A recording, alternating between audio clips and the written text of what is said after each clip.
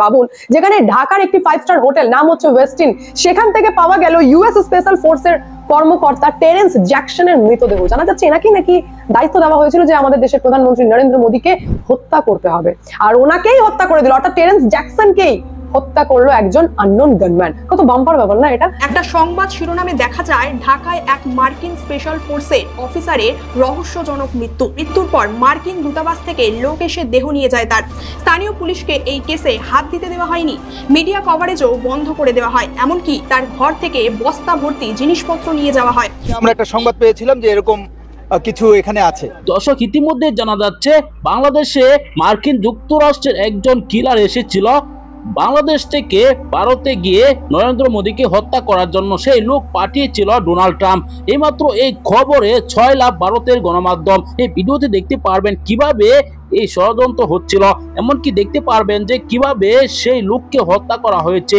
বাংলাদেশে যে সন্ত্রাসী এসেছিল সেই সন্ত্রাসীকে কারা হত্যা করেছে, বিস্তারিত তথ্য থাকছে ভিডিওতে। অবশ্যই ধৈর্য সহকারে ভিডিওটি শেষ পর্যন্ত দেখবেন, একটি লাইক করে আমার সাথেই থাকবেন। প্রধানমন্ত্রী নরেন্দ্র মোদীকে হত্যা করার ষড়যন্ত্রে জল ঢেলে দিল রাশিয়া আর ভারতের যৌথ অপারেশন। ফেরও রাশিয়া প্রমাণ দিল, ভ্লাদিমির পুতিন বুঝিয়ে দিলেন যে কতটা পাক্কা দোস্ত হচ্ছেন ভারতের, এবং তার পাশাপাশি এর সাথে কিভাবে লিঙ্ক হচ্ছে বাংলাদেশের। ভাবুন, যেখানে ঢাকার একটি 5 স্টার হোটেল নাম হচ্ছে ওয়েস্টিন, সেখান থেকে পাওয়া গেল ইউএস স্পেশাল ফোর্সের কর্মকর্তা টেরেন্স জ্যাকসনের মৃতদেহ। জানা যাচ্ছে এনাকেই নাকি দায়িত্ব দেওয়া হয়েছিল যে আমাদের দেশের প্রধানমন্ত্রী নরেন্দ্র মোদীকে হত্যা করতে হবে, আর ওনাকেই হত্যা করে দিল, অর্থাৎ টেরেন্স জ্যাকসনকেই হত্যা করলো একজন আননোন গানম্যান। কত বাম্পার ব্যাপার না এটা, যে দেশের আমাদের ভারতের শত্রু যে যে জায়গায় রয়েছে, সেটা মেবি পাকিস্তান হতে পারে, মায়ানমার হতে পারে, যে কোনো জায়গায় রয়েছে, তাদেরকে ঠিক কোথাও না কোথাও থেকে এই আননোন গানম্যান আর আননোন ড্রোন যেভাবে নিউট্রালাইজ করছে, তাতে মনে হচ্ছে যে তাদেরকে সত্যি স্যালিউট জানানো উচিত।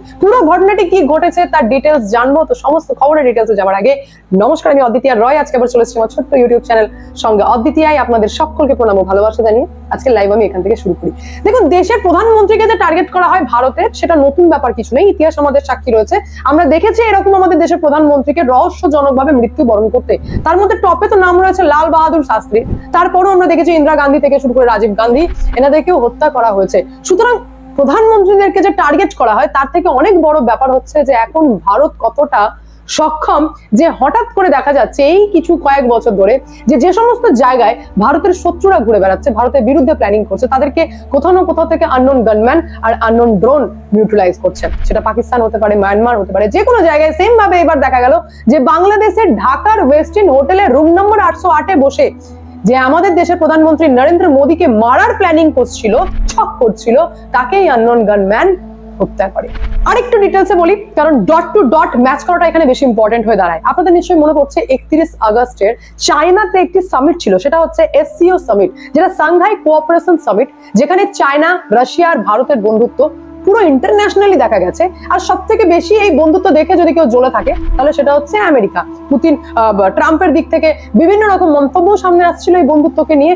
চায়না ভারতের নাকি কোনো বন্ধুত্ব হতেই পারে না, এরকম বিভিন্ন মন্তব্য ট্রাম্পের দিক থেকে আসছিল। সেখানে তিয়ানজিনে দাঁড়িয়ে পাকিস্তানের প্রধানমন্ত্রীকে তো অপমান করা থেকে শুরু করে ভারতের প্রধানমন্ত্রীর সাথে পুতিনের বন্ধুত্বর একটা অদ্ভুত রকম ফটো আমাদের সামনে ভাইরাল হয়। ছবিতে আমরা দেখতে পাই যে একটি গাড়িতে, যেখানে ভ্লাদিমির পুতিনের সাথে প্রধানমন্ত্রী বসে রয়েছেন, এবং দেখা যাচ্ছে যে ভীষণ একটা বন্ধুত্বের ব্যাপার, যেখানে 45 মিনিট একটা আনপ্ল্যান্ড কনভারসেশন তাদের মধ্যে হয়। ছবিটা আমাদের সামনে ভাইরাল হয়, বন্ধুত্ব আমাদের সামনে আসে, কিন্তু তার পেছনের গল্পটা একদম অন্যরকম আর ভীষণ ইন্টারেস্টিং একটা গল্প। বিষয়টা হচ্ছে যে সেই সামিট যখন কমপ্লিট হয় তখন আমরা প্রত্যেকেই জানি যে প্রায় 1 ঘন্টার কাছাকাছি পুতিন অপেক্ষা করছিলেন প্রধানমন্ত্রী নরেন্দ্র মোদীর জন্য। কেন অপেক্ষা করছিলেন? তো তার আগের জিনিস আপনাকে জানতে হবে, সেটা হচ্ছে যে রাশিয়ার যে খুফিয়া এজেন্সি রয়েছে এসভিআর, সে হঠাৎ করে প্রেসিডেন্ট পুতিনকে ইনফরমেশন দেন যে এখানে কিছু একটা গন্ডগোল চলছে, অর্থাৎ এই চায়নার সাংঘাই সামিট যেখানে চলছে, অর্থাৎ তিয়ানজিনে, এখানে কিছু একটা গন্ডগোল চলছে। পুতিন জিজ্ঞেস করলেন যে কেমন গন্ডগোল, কি ব্যাপার? তো খুফিয়া এজেন্সি বলছেন যে আমরা কিছু একটা মিস্টেরিয়াস এখানে পাচ্ছি, কিছু একটা গন্ডগোল তো চলছে, কারণ আমরা এখানে আমেরিকার এজেন্টকে দেখতে পেয়েছি। তখন পুতিন বললেন আমেরিকার এজেন্ট কিসের জন্য এখানে? তখন উত্তর দেওয়া হলো যে আমার মনে হয় এনারা কাউকে মারতে এসেছেন। তখন পুতিন জিজ্ঞেস করলেন যে কাকে মারতে এসেছেন, কি ব্যাপার? তখন বলছেন মিস্টার এন মোদি, উনি ভীষণ পাওয়ারফুল এবং ওনাকেই সম্ভবত টার্গেট করা হচ্ছে।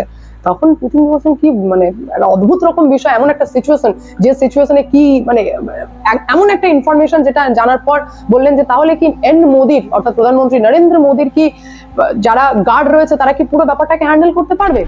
এই পুরো বিষয়টা যখন চলছে, পুরো কথোপকথন চলছে, তখন কিন্তু প্রধানমন্ত্রী নরেন্দ্র মোদী নাকি কিছুই জানতেন না। তিনি 50 মিনিট পুতিন অপেক্ষা করছেন নরেন্দ্র মোদীর জন্য। যখন মোদী বেরিয়ে এলেন তখন পুতিন বলছেন যে আপনাকে আমার গাড়িতেই যেতে হবে, আপনাকে আমার গাড়িতেই যেতে হবে, চলুন আপনার সাথে কিছু কথা হবে, কিছু কথা আছে।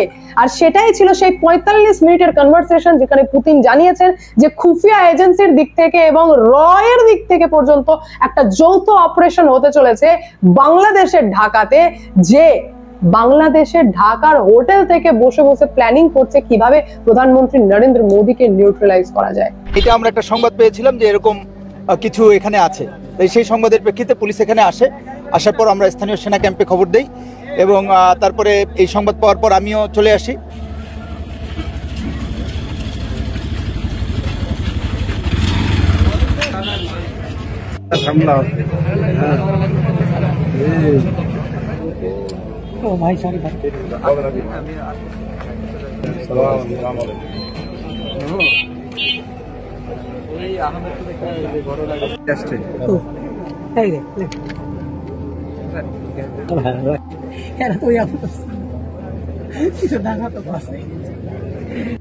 উনি আর কি অথরিটি থেকে, যেটা হলো যে রাজেন্দ্রপুর থেকে, ওখান থেকে ওনারা কিনে এনেছেন। এটা ইন্ডাস্ট্রিয়াল ইউজ হয় এবং এটা আমরা একটা সংবাদ পেয়েছিলাম যে এরকম কিছু এখানে আছে, তাই সেই সংবাদের প্রেক্ষিতে পুলিশ এখানে আসে। আসার পর আমরা স্থানীয় সেনা ক্যাম্পে খবর দেই এবং তারপরে এই সংবাদ পাওয়ার পর আমিও চলে আসি। তো চলে আসার পর আমরা বিভিন্ন পর্যায়ে কথা বলেছি এবং ক্যাপ্টেন সাদমান সাহেব ছিলেন, আপনারা দেখেছেন, তিনিও একেবারে সেনা চ্যানেলে, সব চ্যানেলে কথা বলেছেন এবং এটা লেজিটিমেট ওয়েতেই এখানে এসেছে এবং খুব দ্রুতই ইন্ডাস্ট্রিয়াল ইউজের জন্য এটা আবার লেজিটিমেট ওয়েতে চলে যাবে। দর্শক, ভারতের প্রধানমন্ত্রী নরেন্দ্র মোদীকে হত্যা করার জন্য লোক পাঠিয়েছিল মার্কিন প্রেসিডেন্ট ডোনাল্ড ট্রাম্প। বাংলাদেশে তিনি অবস্থান করছিল, সময় পেলেই তিনি ভারতে গিয়ে নরেন্দ্র মোদীকে হত্যা করে আসত, এরকমই তথ্য পাওয়া গিয়েছে। অবশেষে জানা গিয়েছে সেই সন্ত্রাসীর এই মরদেহ উদ্ধার হয়েছে বাংলাদেশের ঢাকার একটি হোটেল থেকে। তাকে কারা হত্যা করেছে তাতে কিন্তু বোঝা যাচ্ছে বাংলাদেশে এখন পর্যন্ত রয়ের এজেন্ট রয়েছে, তারা এ তথ্য বের করে এনে সেই গোয়েন্দাকে হত্যা করে ফেলেছে। দর্শক, মার্কিন প্রেসিডেন্ট ডোনাল্ড ট্রাম্প কেন নরেন্দ্র মোদীকে হত্যা করতে চায় তার বিস্তারিত তথ্য আপনারা দেখেছেন। কেননা মার্কিন প্রেসিডেন্ট ডোনাল্ড ট্রাম্প ও নরেন্দ্র মোদীর মধ্যে কিন্তু নতুন করে একটি উত্তেজনা ছড়িয়ে পড়েছে। বাংলাদেশের মতো কিন্তু এবার সূত্র হয়ে গিয়েছে মার্কিন প্রেসিডেন্ট ডোনাল্ড ট্রাম্প নরেন্দ্র মোদীর। দর্শক, আপনারা জানেন সেজন্য কিন্তু চীনের প্রধানমন্ত্রী ও রাশিয়ার প্রধানমন্ত্রীর সাথে বৈঠক করেছে নরেন্দ্র মোদী। সেটি কিছুতেই মেনে নিতে পারছেন না ডোনাল্ড ট্রাম্প, সেজন্যই তাকে হত্যা করতে লোক পাঠিয়েছিল বলে জানা যাচ্ছে। দর্শক, আপনারা এই ভিডিওতে দেখেছেন, এই সকল বিষয় নিয়ে আপনার কি মতামত কমেন্টে জানাবেন। পরবর্তী ভিডিও পেতে সাবস্ক্রাইব করে রাখবেন।